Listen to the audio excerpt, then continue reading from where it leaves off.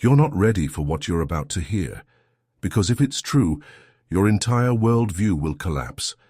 Michael Newton, a man of science, a skeptic who had never been interested in the otherworldly, once opened a door and could no longer close it. He wasn't looking for the soul, he just wanted to help his patients. But when dozens, then hundreds of people in trance began describing the same thing, he realized he was onto something monumental. He called it life between lives. But in reality, it's a map of the afterlife. Simple, frightening, exalted. A map of a world we've always suspected, but never dared to speak of out loud. It all began with an ordinary session. A woman suffering from chronic pain went into hypnosis. Newton expected a standard regression to childhood, but suddenly she began speaking in a different voice, deep, calm, and she described not her childhood, but the moment of death. And then, what came after? I see the light. I'm rising. They are waiting for me. He was stunned, thought it was a hallucination. But a week later, another patient, and the same picture. Then another, and another.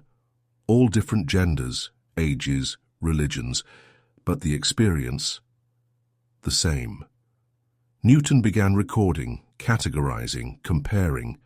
He built the first diagram of the spiritual world, where the soul ends up after death, who greets it, where it goes next. It wasn't chaos, it was a system.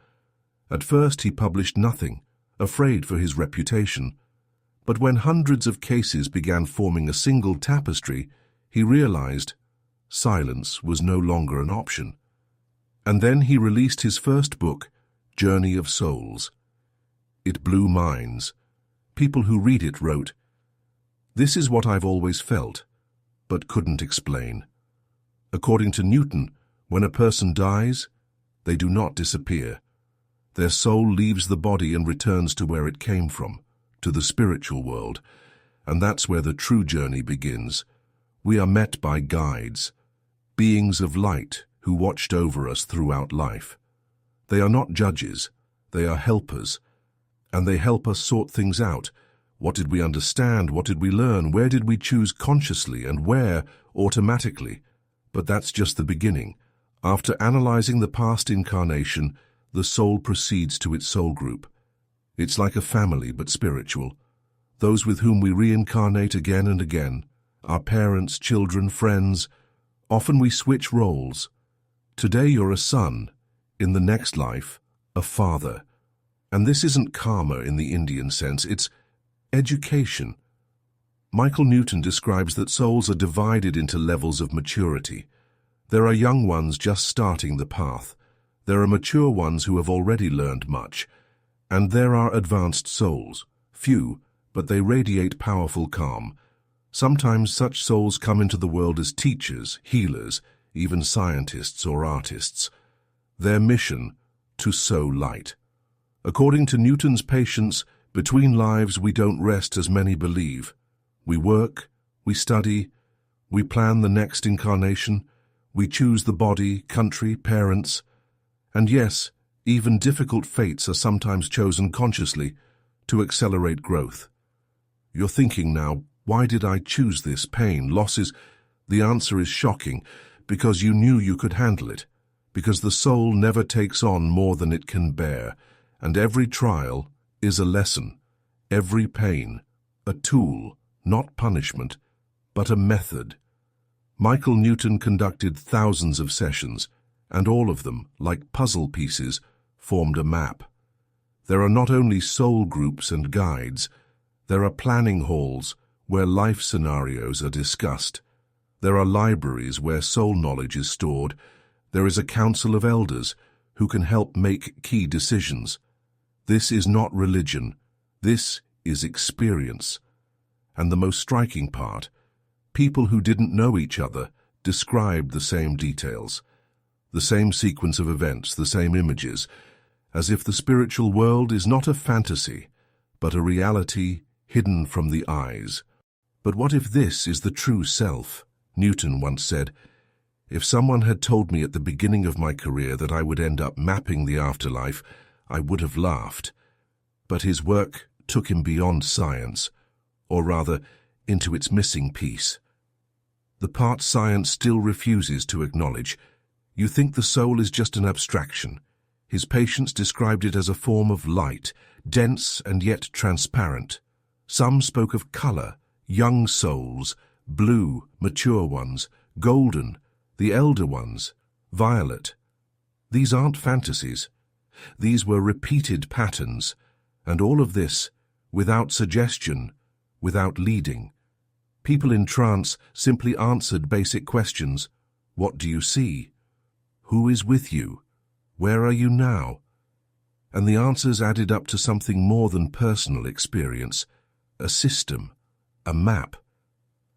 One of the most astonishing details was the life planning hall. According to many patients, it is there, before birth, that the soul chooses its destiny. Not all the details, but the key points. Yes, who our parents will be, what themes we will work through, what hardships we'll face, what lessons we are meant to learn. Sometimes even specific events, accidents, meetings, losses, are discussed beforehand. You might think, so everything is predestined. No, there's a script, but not a finale. We always retain free will.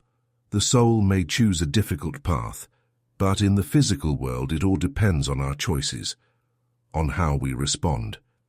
And here's the striking part. Souls know what they're getting into. They're not afraid of pain, because there in the spiritual world, there is no fear. There is understanding. Newton describes how before incarnation, we meet those who will play key roles in our lives. It may be a future mother, a future enemy, a future partner. And most often we agree to these roles for one another. One man described how his future brother promised to help him grow through competition. A woman recalled making an agreement with her friend to be catalysts of pain, to awaken each other. It sounds harsh, but in the spiritual world, there is no judgment. There is no concept of good or bad. There is only growth. Do you feel your perception shifting, as if someone is pulling back a curtain, and through the crack, light shines? Newton also describes how souls don't choose bodies randomly. Some want to experience physical limitations, to be born with disabilities, to inhabit a body of the opposite sex, to try a different race, culture, religion, all for the sake of experience. One patient said, "I want a body that ages quickly. It will help me let go of the external." Another said, "I choose a life of poverty, so I can learn what it means to trust the world." These words sound wiser than what you'd expect from ordinary people under hypnosis, but Newton heard them hundreds of times. Sometimes souls refuse to incarnate. They feel unready. Then their guides don't punish them, don't push. They just wait, like kind teachers. Because beyond life, there's no rush. There's eternity, but some souls are eager to return. They are full of fire, desire to act, to help, to correct past mistakes. They choose difficult lives filled with challenges. Newton called them fast learners, and these people usually feel from childhood that they don't belong here. They stare at the sky, write poetry, wonder about meaning, cry for no reason, feel the world's pain, and often don't understand why life is so hard. But the truth is, they knew what they were signing up for, and they still came. Among these souls are the elder souls mentioned earlier. Their energy is unique. They may be born into bodies with illness, into poor neighborhoods, into chaos, because that's exactly where they need to be. To bring a spark of light. One patient said, "I went to the place where it's dark, because my light shines brightest in the dark." Words like that are hard to make up. They don't come from the mind, but from somewhere deeper.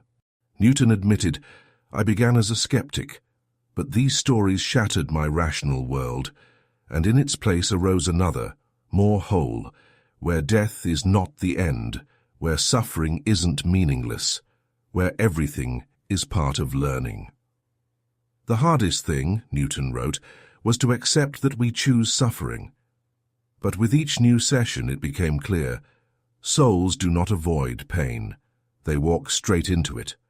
Because it is through pain that compassion is born, wisdom is gained, and most importantly, depth is formed. Many patients described a place of recovery, a space where souls go after particularly difficult lives. There they are met by guides. There they rest. Some even said, "It was like being rocked in energy. I was in a cocoon of light. They sang to me, not with words, but with vibration." Newton began to notice patterns. The more a soul had experienced, the more softly it spoke. No haste, no anger, only calm strength. Some even refused to say "I" and instead said "we," as if they already felt themselves part of something greater.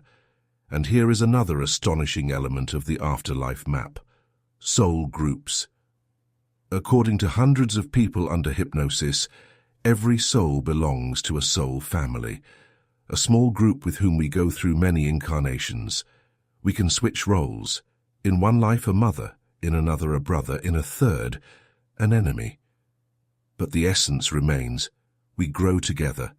And these souls, they are not random companions. They are the ones who know us most deeply. They sometimes anger us, betray us, save us, love us. But all of it is part of the plan. And between lives, we meet with them, talk, laugh, analyze, plan. Like actors after a play. "I couldn't believe," one woman said, "that my ex-husband, who drove me to tears, was there, my best friend. He hugged me and said, 'You did brilliantly.' I cried from the unexpected love." Newton says, "At some point I realized we live in a theater, not in the sense of being fake, but in the sense of having a script. And if that's true, then life is much more complex than it seems, and at the same time much clearer. Guides play an important role in this theater. These are more developed souls who help us see our path, but do not interfere with our choices. Sometimes they appear in dreams, sometimes during meditation, and sometimes as people we suddenly meet, who say exactly what we needed to hear." One patient described his guide as eyes filled with stars, another as a voice that speaks inside me, but not from me. Some felt that guides do not merely accompany, they suffer alongside us. One man recalled his guide saying, "Every time you think you're alone, I'm with you. You've just forgotten how to feel." And here's what truly stuns. These people, they are not esotericists, not mystics. They are ordinary patients, engineers, housewives, teachers, yet their stories match in details that cannot be explained by coincidence. They describe the same structures, the same mechanisms, the same vibrations, though they don't know each other and come from different corners of the country. In his notes, Newton compared it to a scientific discovery. "I felt like an archaeologist uncovering a map of an unknown civilization. Only this civilization exists outside of time." One of the most captivating topics is the choice of time of birth. Patients said that the soul chooses not just a body, but an era, a region, even a specific moment in history, to live through a necessary experience. And sometimes that experience is being light in darkness. One woman recalled, "I wanted to be born during war. I knew I couldn't stop it, but I could learn to love within destruction." These revelations expose another truth. We are not victims of circumstance. We are the authors of our story, even if we've forgotten it. Newton once asked one of his patients, "Why did you choose this life?" The answer was simple and heartbreaking: "Because I wanted to learn how to forgive those who don't apologize." That kind of phrase can shift your entire view of your biography, of trauma, of grudges, of people we cannot forgive. What if they were part of the plan? The map Newton created is not painted with colors. It is built from hundreds of voices, from words spoken in trance, from images, from tears, and from the silence between words. He didn't try to prove, he listened. And perhaps that's what made his discoveries so powerful. Some of Michael Newton's patients described the moment of choosing a body as something like a gallery of screens, where the soul is shown glimpses of the future life from different perspectives. One person recalled, "They showed me 3 options. In one, I was rich but empty. In the second, poor but with a vast soul. And in the third, a blind musician. I chose the third, because it would teach me to hear without ears." These confessions are impossible to invent. They are full of paradoxes, pain, and light. And most striking, they don't sound like fantasies. There's no narcissism. On the contrary, there's calm, responsibility, and deep acceptance. Many spoke of the process of coordinating with other souls, as if between incarnations, real negotiations take place. "Will you come into my life as my enemy? It will be hard, but I promise not to hate you too much." Or, "This time, I'll be your mother, even though last time you were my guide." Thus, destinies are born, interwoven, not by chance, but in a higher, almost unearthly logic. But there were also stories that sent chills. People spoke of contracts for heavy trials, of lives full of suffering, loss, loneliness, chosen not as punishment but out of love, because these souls come to earth to bring light into the darkest places. One patient said, "I knew no one would love me in this life, but I agreed, because even if just one person felt my compassion, it could change the chain of events. I'm like a match lighting a candle. I burn out, but I give light." That sounds overly dramatic, until you realize many people live exactly like this, and now it becomes clear why.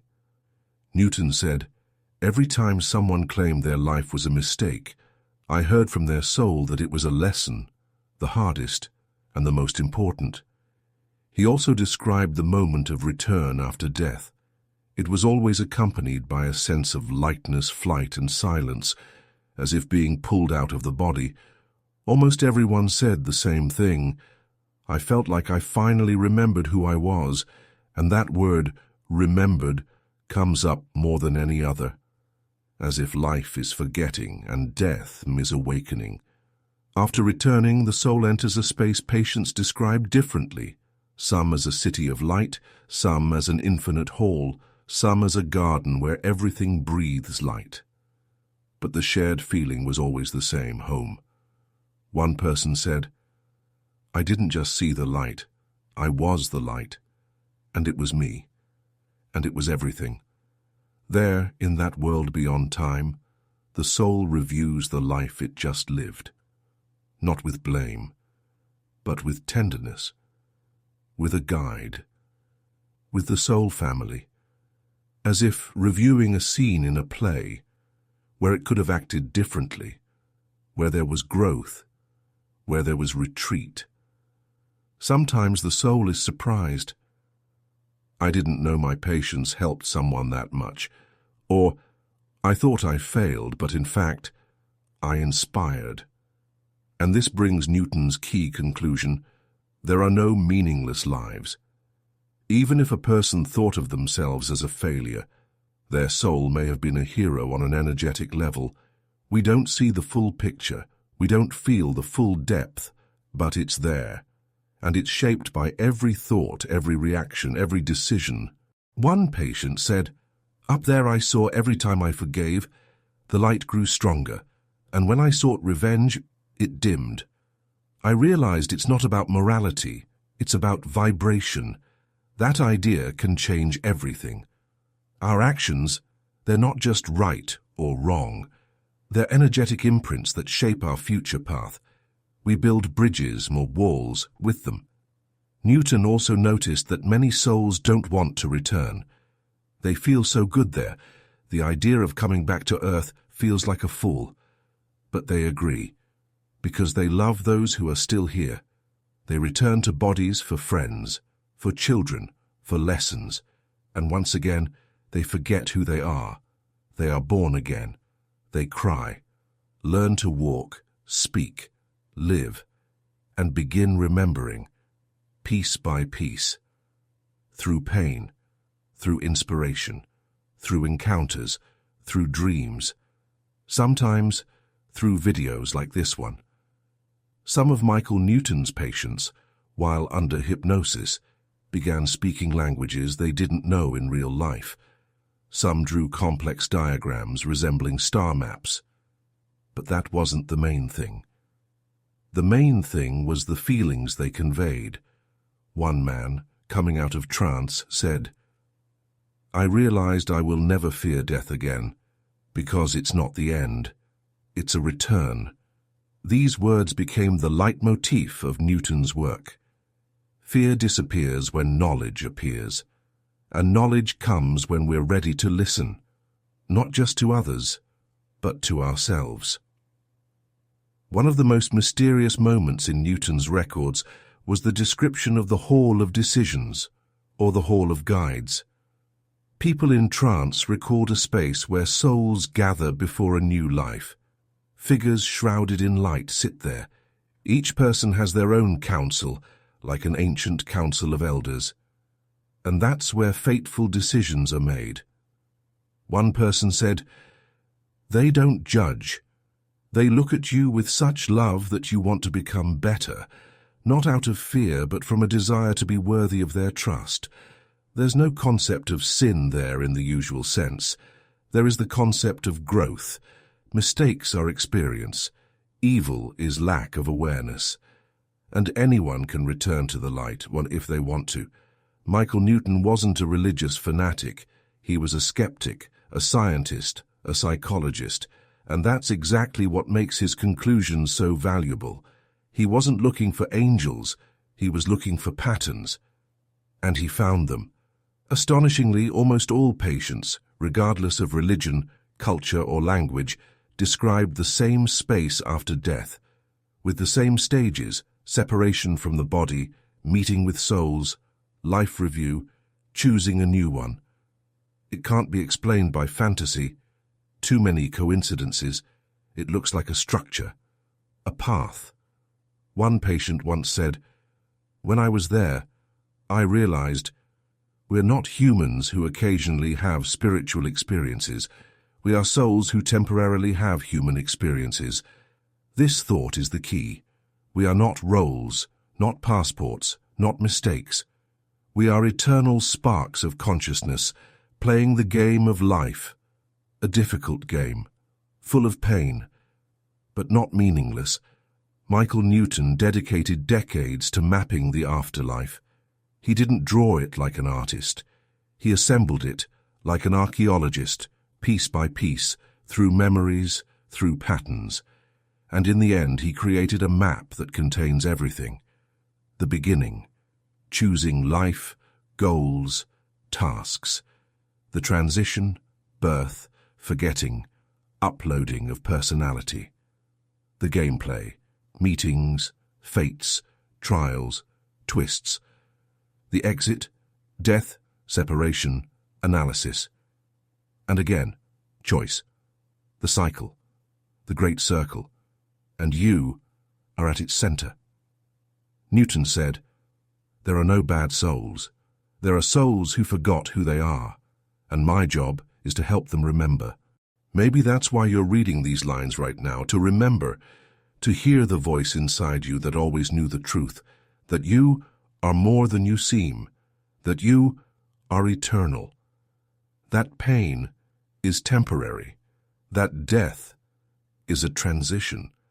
That love is not an emotion, but a force capable of connecting worlds.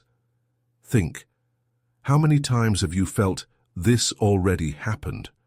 How many times have you dreamed strange dreams, as if you were in another body, in another time? Maybe you're not going crazy. Maybe you're just remembering, like those who came to Newton, like thousands, millions of others, like all of us, in one great chain. Does that mean everything is predetermined? No. But everything is connected. And every decision you make changes not only your life, but the lives of other souls connected to you. You don't have to believe this. That too is a choice. But if you've watched or read to the end, that already says a lot. You're searching, and maybe you're already on your way home. Michael Newton passed away in 2016. But his work lives on, and through it, it's not him who speaks, it's the souls, the ones who remembered, and maybe now it's your turn. It's your